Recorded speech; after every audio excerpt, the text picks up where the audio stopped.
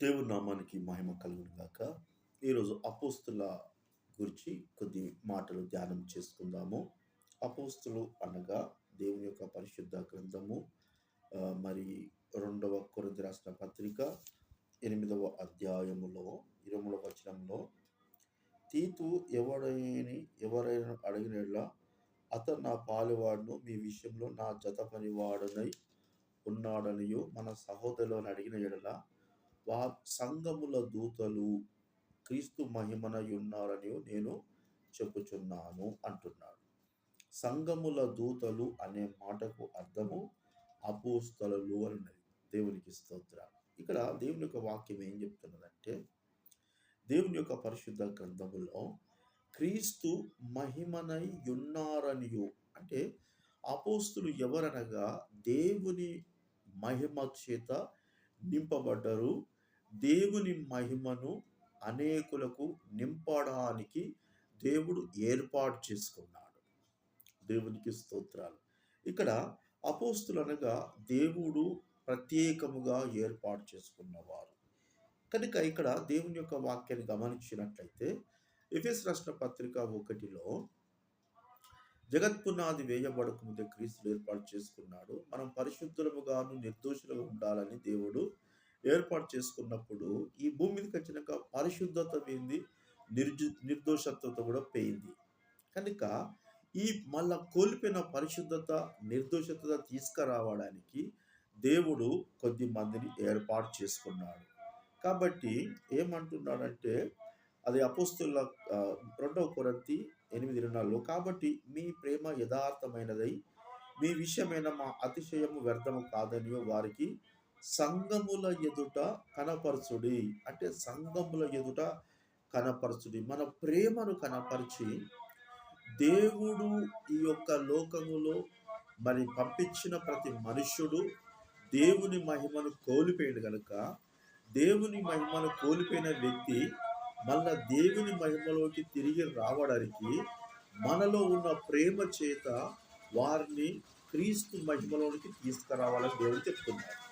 ఇక్కడ మత్తయి సువార్త 28వ అధ్యాయము, మత్తయి సువార్త 28వ అధ్యాయములో 28వ అధ్యాయము 19వ వచనంలో మనం గమనించినట్లయితే, కాబట్టి మీరు వెళ్ళి సమస్త జనులను శిశువులుగా చేయుడి అంటున్నారు.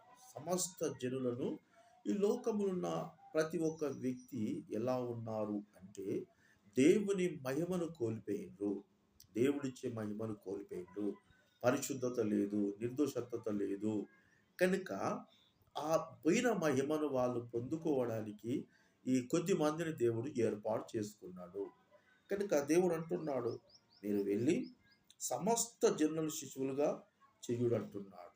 అంటే తప్పకుండా ఆ పరిశుద్ధతలోనికి, నిర్దోషత్వంలోనికి ప్రతి ఒక్కరిని నడిపించే బాధ్యత అందరిది, ఒక దైవ సేవకుడిదే కాదు. ఇంకా మార్క్స్ వార్త 16వ అధ్యాయం 15వ వచనంలో చూసినట్లయితే, మార్క్స్ వార్త 16వ అధ్యాయము 15వ వచనంలో అంటున్నాడు, మీరు సర్వలోకమునకు వెళ్ళి సర్వ సృష్టికి సువార్తను ప్రకటించుడి అంటున్నాడు. సర్వలోకానికి వెళ్ళమంటున్నాడు దేవుడు. ఏర్పాటు చేసుకున్న వాళ్ళే అపోస్తులు.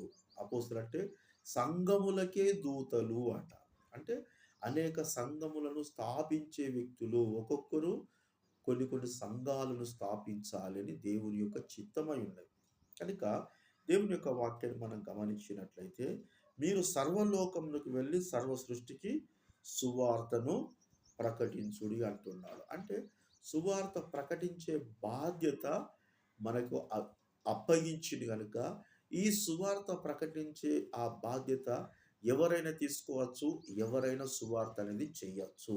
ఇక్కడ చూసినట్లయితే మనము 1 పేతురు రాసిన పత్రిక 1వ అధ్యాయం 1వ వచనము, పేతురు రాసిన పత్రిక 1వ అధ్యాయము 1వ వచనము, యేసుక్రీస్తు అపోస్తులుడైన పేతురు అంటున్నాడు.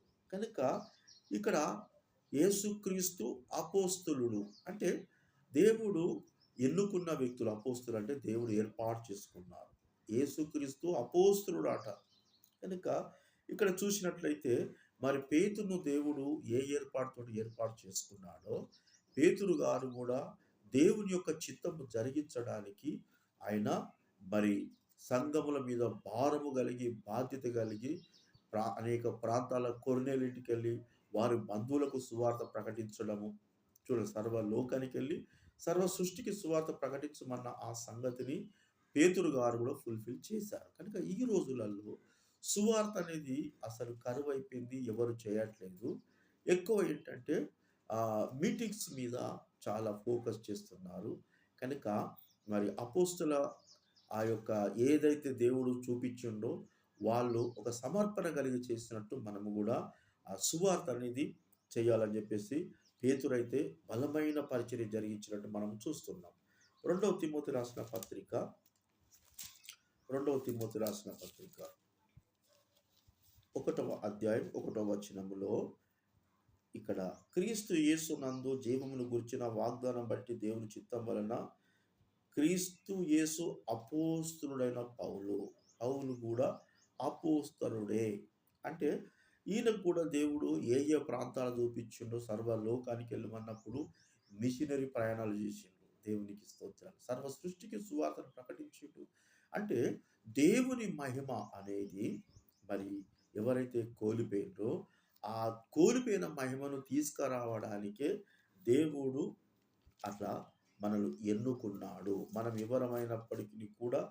కాబట్టి మీరు ప్రేమ యథార్థమైనదై మీ విషయమై మా అతిశయం వ్యర్థం కాదని వారికి సంఘముల ఎదుట కనపరచుడి.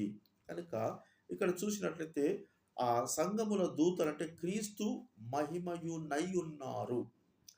అంటే మనం వివరము దేవుని మహిమ. మనము అపోస్తులం అంటే దేవుని మహిమ గల వ్యక్తులము. అంటే దేవుడు ఏ మహిమ చేత మనల్ని ఏర్పాటు చేసుకున్నాడో మనలో ఉన్న దేవుని మహిమను ప్రతి ఒక్క వ్యక్తికి మన నోటి నుంచి ట్రాన్స్ఫర్ చేసే బాధ్యత మన అందరిది. కనుక అపోస్తులు వేసిన పునాది మీద మన జీవితాలు కట్టుకొని అనేకులను క్రీస్తు మహిమ నుంచి జారిపోయిన ఆయా వ్యక్తులను మన క్రీస్తు మహిమలోనికి తీసుకురావడమే అపోస్తుల యొక్క మరి అప్పగించబడ్డ గురిని వాళ్ళు నెరవేర్చాలి. కనుక ఈ అంత్యకాలంలో మరి సువార్త అనేది లేదు. ఎవరికి వారే జీవిస్తున్నారు. కనుక మనం అలా కాకుండా అనేక దేవుని సర్వలోకంలో ఉన్న వ్యక్తులు దేవుని మహిమను కోల్పోయారు. కనుక ఈ సువార్త ద్వారా దేవుని మహిమలోకి తీసుకురావడమే అపోస్తుల యొక్క పని. మనం వివరమాట మన సంఘానికి మనము దూతలము. అందుకే అపోస్తులు అనే మాటకు అర్థం. కొద్ది మాటలు ప్రభు మన వెనుకలో దీవించును గాక.